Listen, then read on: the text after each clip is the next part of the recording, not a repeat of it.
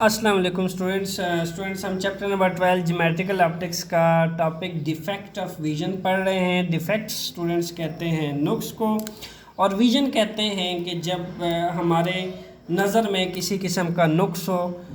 Complete इसको मैं combine करूँ तो पता चलता है कि जब हमारे नज़र में डिफेक्ट्स आ जाए, यानी हम अगर दूर के जो ऑब्जेक्ट्स हैं सम टाइम उस को हमें देखने में दुश्वारी हो, और सम टाइम हमें नज़दीक की जो ऑब्जेक्ट्स हैं वो देखने में दुश्वारी हो, हमें क्लियर ना देख पा रही हो, तो ऐसे टर्म्स को कहा जाता है defect of vision. So that's why मैंने लिख रखा है the inability of the eye to see the image of object is called defect of vision. जब हमारे आंखों में इतनी एबिलिटी ना हो कि हम ऑब्जेक्ट्स की either it's far point either it's close point, okay, यानी हमारे आंखों में इतनी एबिलिटी ना हो कि हम दूर की ना चीज़ें देख पाएँ ना नज़दीक की चीज़ें देख पाएँ, इस डिफेक्ट को कहा जाता है defect of vision. Students, defect जो हैं हमारे पास दो तरह के होते हैं। First one is near sightedness, the second one is far sightedness. Students, near sightedness को मायोपिया भी कहा जाता है और इसको शॉर्ट साइड भी कहा जाता है।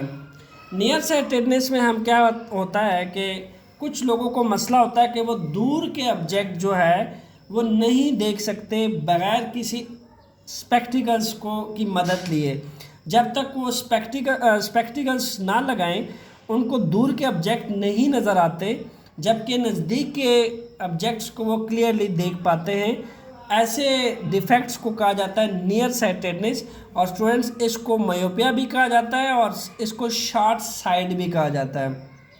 ओके, होता क्या है कि जो नियर ऑब्जेक्ट्स है, इसलिए मैंने इसके साथ यहाँ आंख बनाई है, उनको क्लियरली दिखाई देती हैं, और जो डिस्टेंट ऑब्जेक्ट है वो उनको क्लियरली दिखाई नहीं देती, और ऐसे डिफेक्ट्स को नियर साइटेडनेस कहते हैं। स्टूडेंट्स, इसको अब हम करके देख लेते हैं कि कैसे जो नियर ऑब्जेक्ट्स पड़ा होता है उसका इमेज जो है रेटिना के ऊपर मिल जाता है, और कैसे जो है जो डिस्टेंट ऑब्जेक्ट है उसका इमेज रेटिना पे शार्प इमेज नहीं मिल पाता।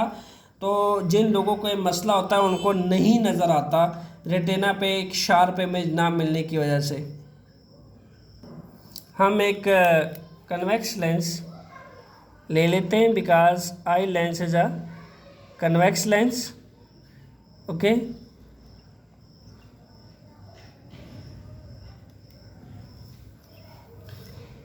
we have a convex lens.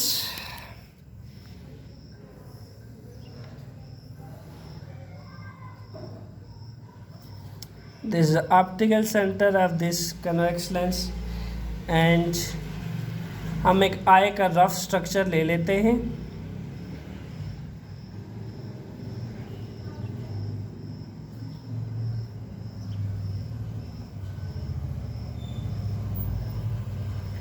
Okay, and this one is retina. So होता क्या है कि ये हमारे पास प्रिंसिपल एक्सिस है जो लाइन ऑप्टिकल सेंटर में से पास करती है straight. This one is a principal axis, यहाँ के हमारे पास फोकल पॉइंट बन रहा है। सो लेट्स सपोज ऑब्जेक्ट को हमने क्लोजली प्लेस किया हुआ है। ओके,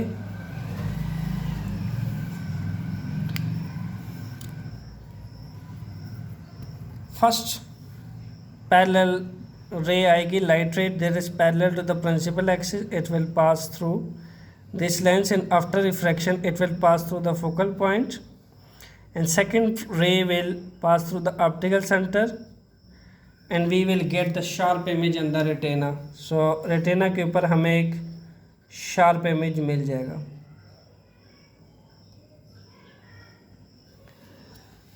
सो अगेन स्टूडेंट्स, हम एक डिस्टेंट ऑब्जेक्ट के लिए इसी लेंस को सेम फोकल लेंथ के साथ देखेंगे। फोकल लेंथ हम चेंज नहीं करेंगे। फोकल लेंथ हम इसलिए नहीं चेंज करेंगे क्योंकि आई के अंदर इतनी एबिलिटी नहीं है कि वो अपना फोकल लेंथ एडजस्ट कर सके according to the situation of the object. तभी तो उसमें नियर साइटेडनेस का डिफेक्ट्स आया। अगर वो अपने फोकल लेंथ को ही एडजस्ट कर दे, आगे पीछे वेरी करे, तो तब तो उसमें डिफेक्ट्स नहीं रहेगा, वो तो एक नॉर्मल आई बन जाएगी। तो डिफेक्टेड आई जो होती है वो अपना फोकल लेंथ जो है वो वेरी नहीं कर पाती। दैट्स वाई नियर ऑब्जेक्ट का तो एक शार्प इमेज रेटिना के ऊपर ऑब्टेन कर लेती है, बट प्रॉब्लम आता है जब डिस्टेंट ऑब्जेक्ट हो, तो हम सेम ऑब्जेक्ट होगा उसको हम दूर लेके जाएंगे ऐसे। इन दैट केस हम देखेंगे कि कैसा डिफेक्ट्स हमें देखने को मिलता है उसमें। सेम स्टूडेंट्स, हम एक आई लेंस ले लेते हैं। ओके, एक आई का रफ स्ट्रक्चर ड्रा कर लेते हैं हम।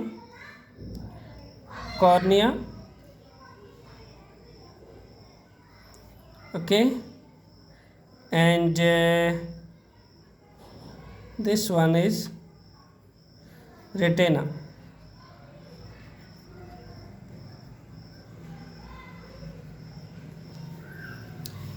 So what will happen, हम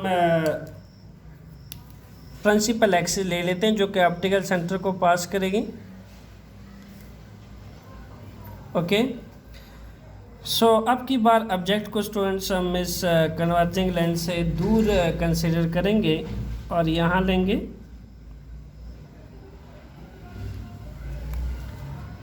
ओके, एंड फोकल पॉइंट लगभग जहाँ पे था वहीं पे एग्जिस्ट करेगा। फोकल पॉइंट सेम रहेगा, वो चेंज नहीं करेगा। सो अगेन हमारे पास स्टूडेंट्स लाइट रेज आएगी that will fall on this eye lens. First light ray will parallel to the principal axis and after refraction it will pass through this focal point. Similarly, the second light ray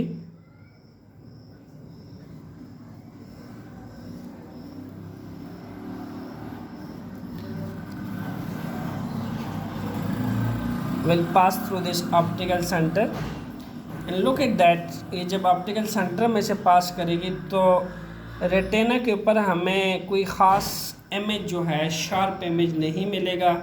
दूर के object को तो हम दूर के object को clearly नहीं देख पाएंगे। दैट्स वाई इस डिफेक्ट को रिमूव करने के लिए स्टूडेंट्स हम क्या करेंगे, हम एक कनकेव लेंस का इस्तेमाल करेंगे। Concave lens,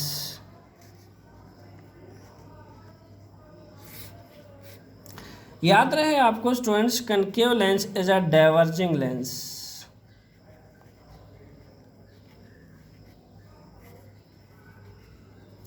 Why concave lens is a diverging lens? Because it diverges all the light rays which fall on it. It spread and it scatters the light rays in different direction. That's why it's a diverging lens. तो near sightedness का defects remove करने के लिए हम किस चीज़ का इस्तेमाल करते हैं, हम कनकेव लेंस का इस्तेमाल करते हैं। So we will take first eye lens, ये optical centre,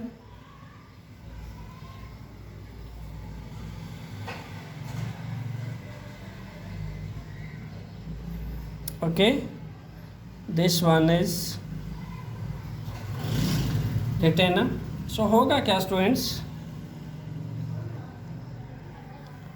principal axis pass करेगी ऑप्टिकल सेंटर में से, and we will also take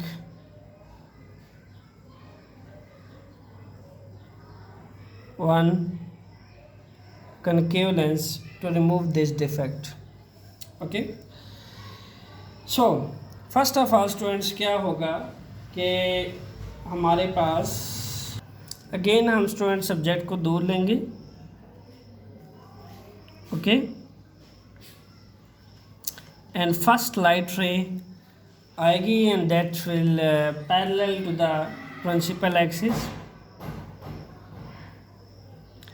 और जब वो कनकेव लेंस पे फॉल करेगी स्टूडेंट्स, तो कनकेव लेंस चूँकि एक डाइवर्जिंग लेंस है, इस पे फॉल करने के बाद लेटरल बेड यहाँ से डाइवर्ज होगी in this direction and after diverging यहाँ पे जो आई लेंस है वो एक कन्वर्जिंग लेंस है, ये इसका फोकल पॉइंट है।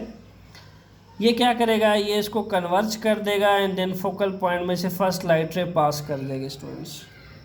Okay, similarly second light ray आएगी,